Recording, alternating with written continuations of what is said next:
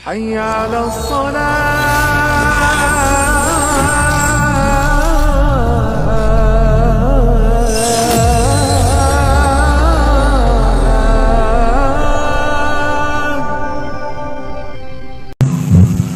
Assalamualaikum Ustaz, apakah boleh mengikuti ajaran sahabat sedangkan Nabi SAW tidak melaksanakannya? Apakah boleh melakukan ajaran sahabat sedangkan Nabi tidak melakukannya? Ini kayaknya pertanyaan kurang tepat.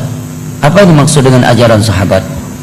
Mungkin maksudnya di sini bagaimana menyikapi syubhat sebagian ahlul bid'ah yang membawa dalil-dalil yang di situ dia menyatakan bahwa bid'ah itu boleh selama hasanah. Buktinya ada beberapa ibadah para sahabat melakukannya sedangkan Nabi belum mengajarkannya. Betul kan? Ini maksud. Apa contoh? Banyak katanya. Apa diantaranya? Nabi nggak pernah sholat tahajud, nggak pernah sholat tahiyatul masjid. Berarti melakukan sholat tahiyatul masjid bid'ah dong. Anda yang bid'ah. Kalau bid'ah maka dari ujung kaki Anda sampai ujung rambut Anda bid'ah katanya. Masya Allah. Udah jelas-jelas dalam Sahih Bukhari dan Muslim dari Abi Qatadah Al-Ansari radhiyallahu anhu terkait salat tahiyatul masjid. Nabi menyatakan, "Idza dakhala ahadukumul masjid fala yajlis hatta yusalli rak'atain." Apabila salah satu di antara kalian masuk ke masjid, jangan dia langsung duduk sampai dia salat 2 rakaat. Ini hadis, kok dibilang bid'ah? Yang namanya hadis Nabi definisinya kata Imam Ibnu Hajar Al-Asqalani, ma udhifa ila Nabi sallallahu alaihi wasallam min qaulin aw fi'lin aw taqririn aw sifatin khuluqiyatin aw khalqiyyah. Sesuatu yang dinisbatkan kepada Nabi, ucapan, perbuatan, ikrar atau sifat postur tubuh beliau atau sifat akhlak beliau, itu namanya hadis. Ini ucapan Nabi, hadis bukan? Hadis kok dibilang enggak ada petunjuk dari Nabi? Salat kurang jelas, hadis perintah lagi, ya kan?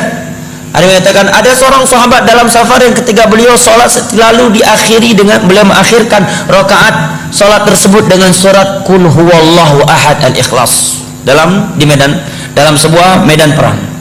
Sampai-sampai sahabat pulang mengapor kepada Nabi, wahai Rasulullah, si fulan ini amir kami ini dan ru kami ini setiap kali sholat mengakhiri rakaatnya dengan surat Al-Ikhlas. Maka Nabi memanggil dia, apa sebab kamu melakukannya? Sahabat ini pun menjawab, karena saya cinta kepada surat Al-Ikhlas, karena surat Al-Ikhlas mengandung nama-nama Allah Subhanahu wa taala dan sifatnya. Maka Nabi pun memujinya. Hadisnya dalam Sahih Bukhari atau dalam Sahih Muslim.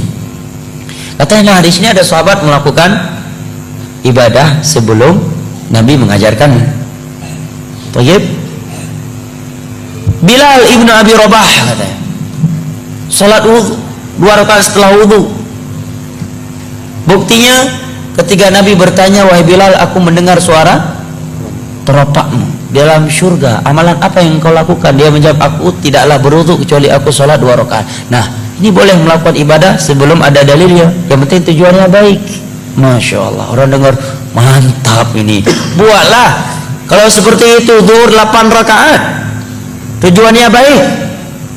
Siapa yang bisa membawa ayat dan hadis bahwa ada larangan jangan sholat zuhur, bunyinya jangan sholat zuhur lebih 4 rakaat, saya kasih uang. Tapi kalau nggak bisa Anda kasih uang balik, itu namanya judi, nggak boleh. Ada untung rugi. Nggak ada kan larangan sholat zuhur lebih dari 4 rakaat. Silakan buka 30 juz Al-Quran, seluruh kitab hadis nggak ada. Yang ada perintah sholat zuhur mengikuti Rasulullah dan beliau nggak pernah lebih dari 4 rakaat. Adapun 2 hadis tadi, jawaban yang pertama, siapa bilang Nabi tidak menganjurkan salat wudu, salat 2 rakaat setelah wudu?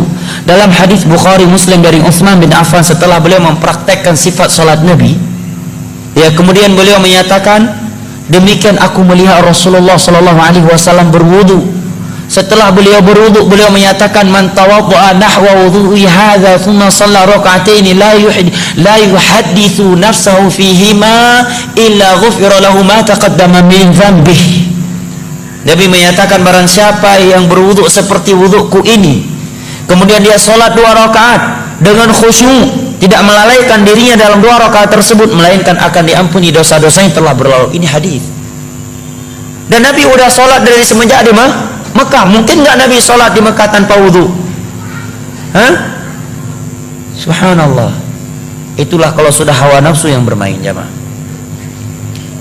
Jawaban berikutnya, ikrar dari Nabi, dan ikrar bagian dari hadis, dan itu di masa wahyu. Ada pun sahabat membaca Al-Ikhlas tadi karena beliau mengambil keumuman ayat Allah, faqra'u ma tayassara minal Qur'an, bacalah apa yang mudah dari Al-Qur'an dalam salat. Al-Ikhlas bagian dari salat Al-Qur'an. Lebih dari itu beliau melakukannya di zaman wahyu, di mana agama belum sempurna kecuali setelah Nabi diwafatkan, dan diikrarkan, dibenarkan oleh Rasulullah. Anda buat bid'ah ini, siapa yang mikrar ya? Anda sahabat? Bukan. Zaman wahyu? Bukan. Yang ikrarnya siapa? Rasulullah? Bukan. Abu Nawas? Iya. Ya kan? Ada juga yang mencari dalil untuk membolehkan bid'ah. Tuh, Umar menyatakan nikmatul bid'atu hadhihi. Masya Allah, ilmiahnya dengan tanda kutip. Sebaik-baik bid'ah, senikmat-nikmat bid'ah adalah ini, tatkala salat tarawih di masa beliau dikerjakan berjamaah. Jawaban kita, itu Umar. Pertama kita jawab biar lebih telak lagi. Itu Umar, Anda Umar. Anda Umar, tapi Umar akhir zaman. Satu. Kedua, Umar termasuk khulafa ar-rasyidin yang ada perintah dari Nabi untuk mengikuti sunnah mereka. Tiga. Apakah yang dikatakan oleh Umar itu sama sekali tidak ada di masa Nabi? Ada. Nabi sholat 3 malam berturut-turut tarawih berjamaah, kemudian beliau berhenti melakukannya karena khawatir akan diwajibkan kepada umat ini. Sekarang maulid, ada Umar katakan maulid nikmatul bidah hadhihi, sebaik-baik bidah adalah ini. Ada Nabi dan para sahabat di masa itu melakukan maulid walaupun cuma 2-3 kali, kemudian setelah itu kita kerjakan setiap tahun? Nggak ada. Jauh sekali kiasnya. Jelas ya? Kemudian ada yang membawa dalil juga, Utsman bin Affan itu mengumpulkan Al-Quran 30 juz, masa Nabi kan belum ada. Berarti nggak mesti setiap bidah yang nggak ada di masa Nabi kalau kita lakukan bidah katanya. Jawabannya, itu Utsman Pak, Anda Utsman bukan, walaupun nama bapak Utsman tapi Utsman akhir zaman.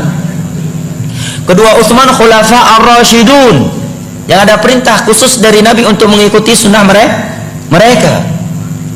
Ketiga, perbuatan Utsman tersebut disaksikan oleh seluruh para sahabat Nabi dan seluruh kaum muslimin di masa itu, dan tidak ada yang mengingkarinya, semuanya sepakat. Itulah yang disebut dengan al-ijma' al-muntabit al-qat'i, yang wajib diikuti dan tidak boleh diselisihi.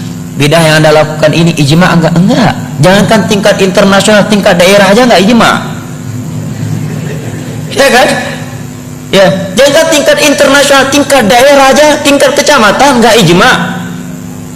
Gimana mau diikuti?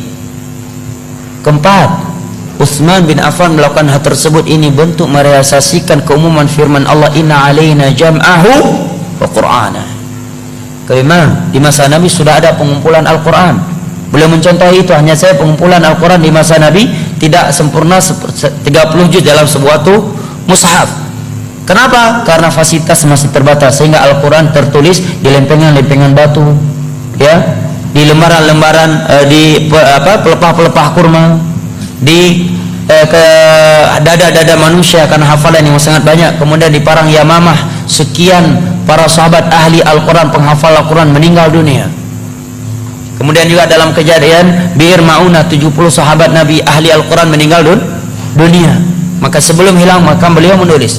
Jawaban yang keenam, bahwa Utsman bin Affan tidak menambah sebuah ayat yang belum pernah turun kepada Nabi, dan tidak pernah mengurangi sebuah ayat yang telah turun kepada Nabi. Al-Quran yang beliau kumpulkan 30 juz itulah Al-Quran yang turun di masa Nabi. Jadi sisi mana ada pembaruannya? Dari sisi mana ada pembaruannya?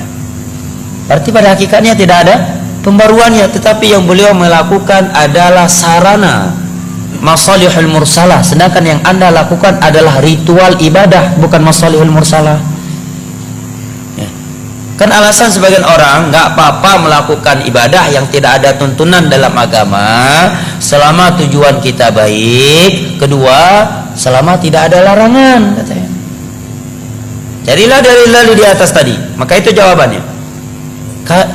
Kalau ini kaedahnya dalam beragama, maka setiap menit akan keluar bidah baru, ibadah baru. Nggak percaya? Ada orang sholat subuh 4 rakaat. Oh, ini hari Ahad nih lagi ada tabligh akbar, subuh kali ini 4 rakaat aja lah, kita lagi semangat ini. Nggak boleh anda bilang bidah. Kenapa? Karena nggak ada larangan. Nggak ada larangan. Jangan sholat subuh lebih dari 2 rakaat. Bawa ayatnya, hadisnya. Nggak ada. Ya kan? Cuma yang ada dalam Islam subuh hanya 2 rakaat, tidak lebih. Nabi tidak pernah sholat subuh lebih dari 2 rakaat. Dan Allah memerintahkan kita untuk mengikuti Rasulullah dalam bab sholat. Nggak ada larangan jangan sholat subuh 2 rakaat. Kalau kaedahnya yang penting baik, selama tidak ada larangan maka boleh, berarti boleh sholat subuh lebih dari 2 rakaat karena nggak ada larangannya dan tujuan kita pun baik. Datang satu orang lagi mau masuk rumah baru, tahiyatul rumah dululah 2 rakaat.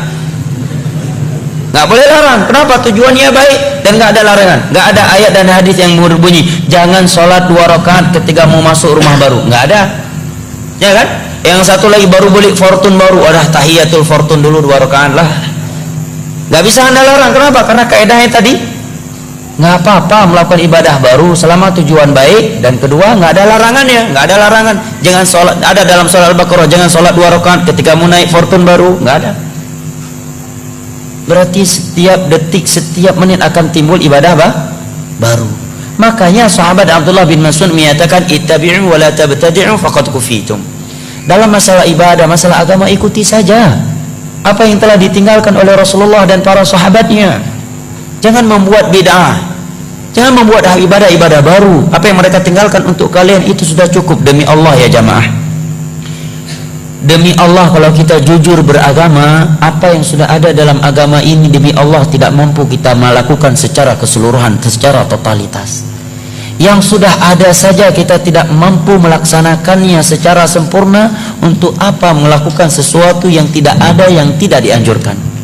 Sekarang sebagai contoh zikir, setelah sholat 5 waktu saja sekarang terkadang kita sering lupa zikir, ya kan? Menjelang tidur, zikir menjelang tidur tidak kalah panjangnya dengan zikir setelah sholat 5 waktu. Mendengarkan suara ayam di pertigaan akhir malam, ada zikirnya. Bangun dengan anjing, ada zikirnya. Bangun tidur, ada zikirnya. Mau masuk WC, ada zikirnya. Keluar WC, ada zikirnya. Ingin mensetuk, ingin melakukan hubungan pasangan suami istri dengan istri, ada zikir khusus.